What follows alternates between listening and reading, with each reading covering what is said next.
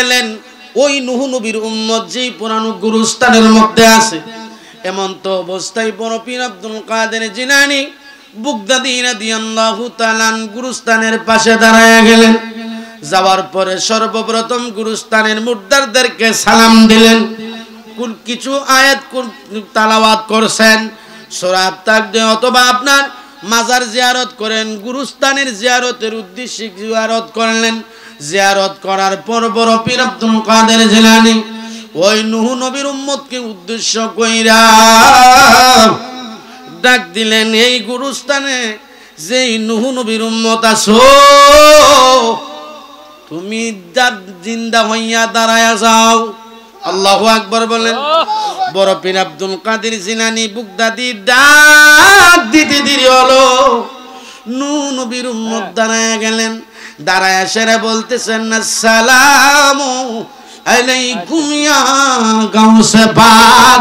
চিৎকার মেরে বলেন আল্লাহু আকবার।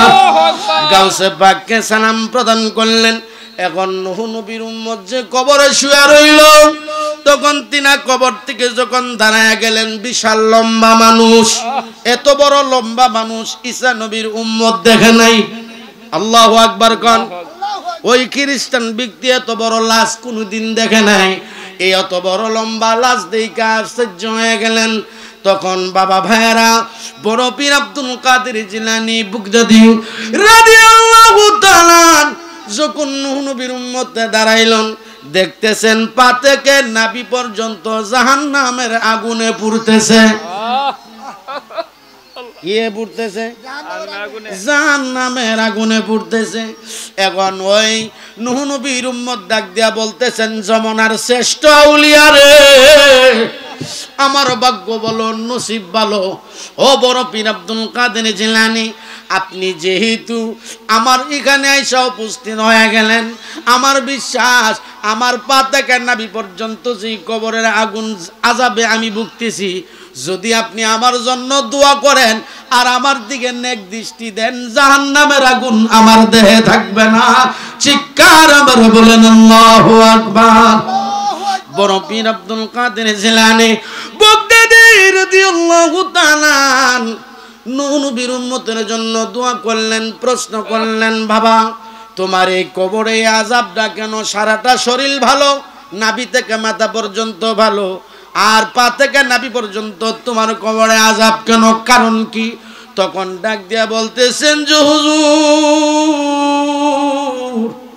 ও গাউসে পাক, আমি বুঝতে পারি নাই, না বুঝার কারণে আমার মা যখন আমাকে শিক্ষার জন্য মাদ্রাসায় স্কুলে পাঠাইতেন, তখন আমি যাইতেছিলাম না।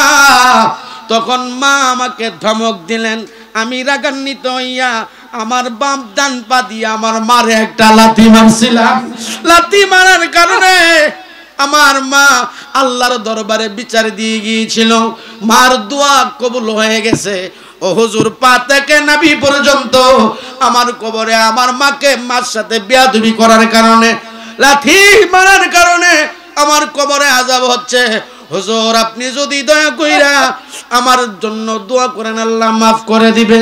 তখন বড় পীর আব্দুল কাদের জিলানী বাগদাদী ডাক দিয়া বলতেছেন, বেয়াদবি করছো তোমার মার সাথে, আমি দোয়া করলে আল্লাহ তোমার কবরের আযাব মাফ করবে না।